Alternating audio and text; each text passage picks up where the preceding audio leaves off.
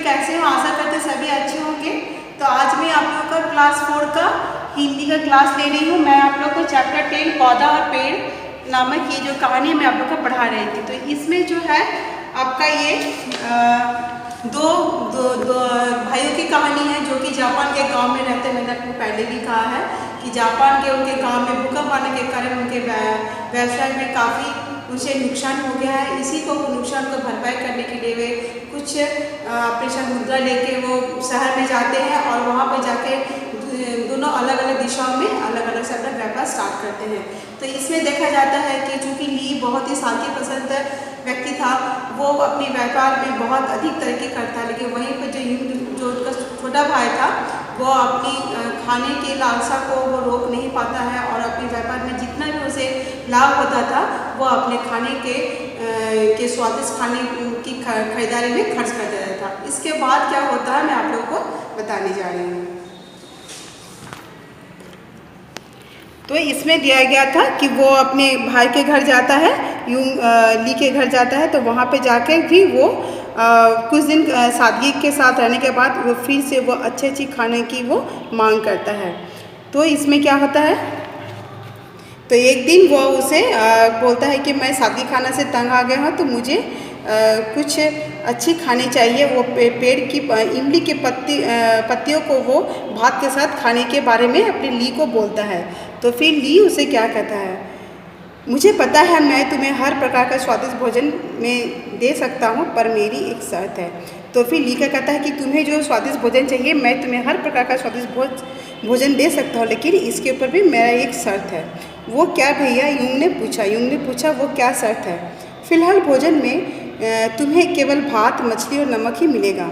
इसके साथ तुम इस पेड़ की पत्तियों का इस्तेमाल कर सकते हो। जिस दिन इस पेड़ की सारी पत्तियां समाप्त हो जाएगी उस दिन मैं तुम्हें सुस्वादु भोजन मिला करेगा। ठीक है। तो फिर उससे फिर ली कहता है कि और एक पेड़ के पास वो ले जाता है, जो कि पेड़ बड़ा पेड़ था, कि मैं तुम्हें भात, मछली और नमक ही मिलेगा, लेकिन जिस दिन ये जो पेड़ है, जिस दिन इस पेड़ की पत्तियाँ तुम खा के ख़त्म कर सकते हो उस दिन मैं तुम्हें सुस्वादु भोजन दूंगा। बहुत अच्छा भैया, यूंग अपनी खुशी छिपाते हुए बोला। अब वह रोजाना बहुत सारी पत्तियां तोड़कर भात में मिलाया करता था। तो वो उसी के कहे के अनुसार वो हर दिन खाने के समय भात के साथ वो पेड़ से पत्तियां तोड़ता और वो उसे मिलाकर खाता। कुछ दिन बीत गया पर पेड़ की पत्तियां कम होने का नाम ही नहीं ले रही थी। तो इस तरह से दिन बीतता गया, लेकिन पेड़ की पत्तियां कम नहीं हो रही थी। वो समझ गया कि इस तरह से सारी पत्तियां खा पाना असंभव ही है। तो फिर वो समझ गया कि इस पेड़ की पत्तियों को सारी पत्तियों को ख़त्म करना असंभव है। वह बड़ा निराश हुआ। अपनी निराशा वह ली से छिपा नहीं सका। उसने अपनी व्यवस्था ली को बता दी। तो फिर वो ली से कहा कि इस तरह से तो मेरी इस पेड़ की पत्तियां ख़त्म ही होगी, तो फिर मैं कैसे अच्छी खाना खा सकता हूँ। ली बोला, तुमने इमली के छोटे से पौधे की सारी पत्तियां तो जल्दी ही ख़त्म कर डाली, जबकि इस पेड़ की पत्तियां ख़त्म करना तुम्हारे वश की बात नहीं है। व्यापार का भी नियम है कि जब छोटे से व्यापार में मिले धन को अनाप शनाप खर्च किया जाएगा तो वह कभी नहीं पनप सकेगा। प्रारंभ में मिले लाभ का उपयोग यदि व्यापार बढ़ाने में किया जाएगा तो वह छोटा सा पौधा वृक्ष बन जाएगा। तो इसमें आपने क्या कहा? ली ने कहा, मैं तुम्हारी कष्ट समझ सकता हूँ। मैंने जब तुम्हें कहा कि इस छोटी सी इमली के पत्तियों को तुम खाने के साथ मिलाकर खाओ, तो तुमने जल्दी उसे ख़त्म कर दिया। वहीं पर जब मैंने बड़े पेड़ की पत्तियां ख़त्म करने के लिए कहा, वो तुम्हारे लिए असंभव था।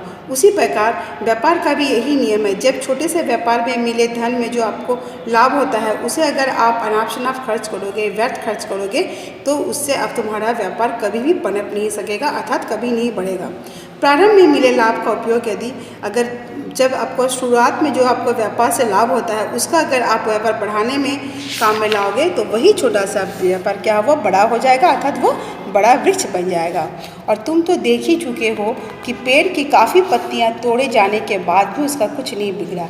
एक बार व्यापार अच्छी तरह पनप जाने के बाद तुम खूब ऐश आराम करो तो ना व्यापार पर बुरा असर पड़ेगा, ना ही धन खत्म होगा। तो उसे समझाते हुए कहता है, ली उसे कहता है कि जिस तरह से एक छोटा सा पेड़ वृक्ष बन जाता है, उसकी पत्तियां खत्म करना संभव है, उसी प्रकार जब एक छोटा सा व्यापार बड़ा हो जाता है तो उससे तुम चाहे कितने भी यशो आराम के सामान खरीदो तो तुम्हारा ये क्या होगा, ना ही वो व्यापार पर बुरा असर पड़ेगा, ना ही धन खत्म होगा।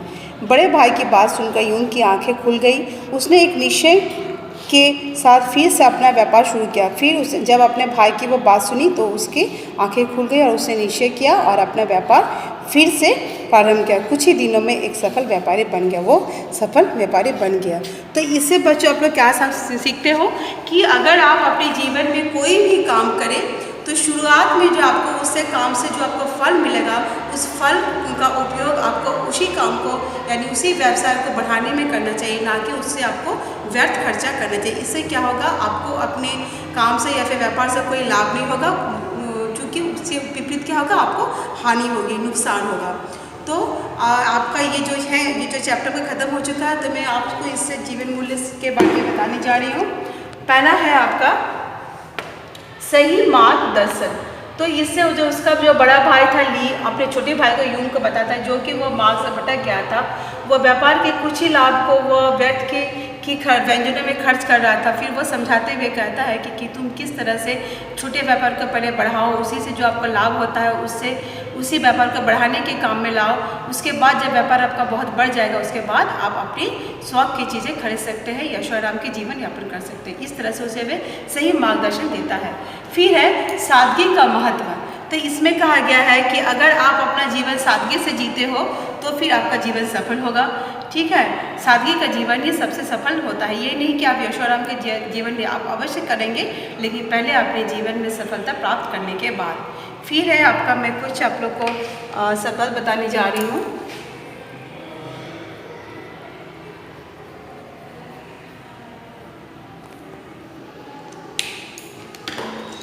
शब्दार्थ है, पहला है आपका असंभव।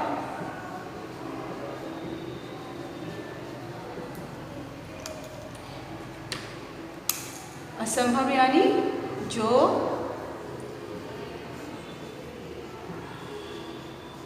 संभव ना हो। फिर है आपका विवशता।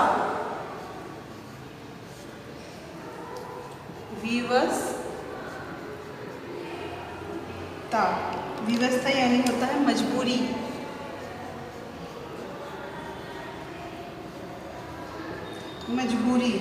फिर है आपका प्रारंभ।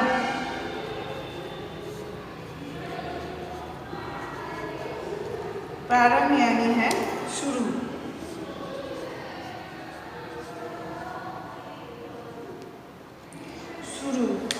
फिर है आपके आंखें खुलना।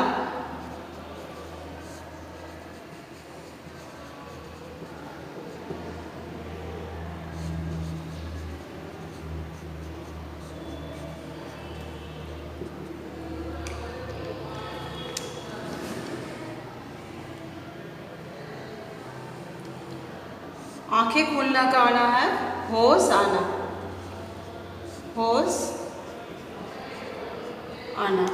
फिर है आपका, ये आपकी किताब में नहीं है, ये आपका कुछ एक्स्ट्रा अर्थ है, इंतजार।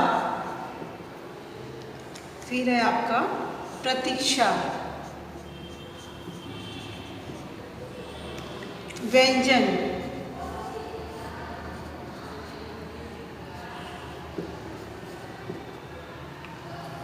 खाने का पदार्थ।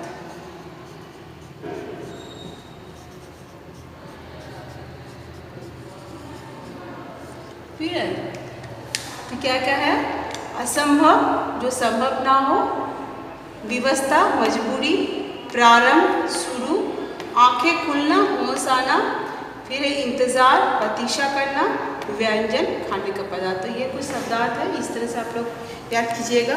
अगर कोई और भी आपका समझ में नहीं आता आप पूछ सकते हो। तो आज का मैं अपना क्लास ये सब करती हूँ। इसके जो क्वेश्चंस हैं और बाकी जो अपडेटेड क्वेश्चंस का मैं स्टडी मटेरियल बाद में भेजूँगी। धन्यवाद।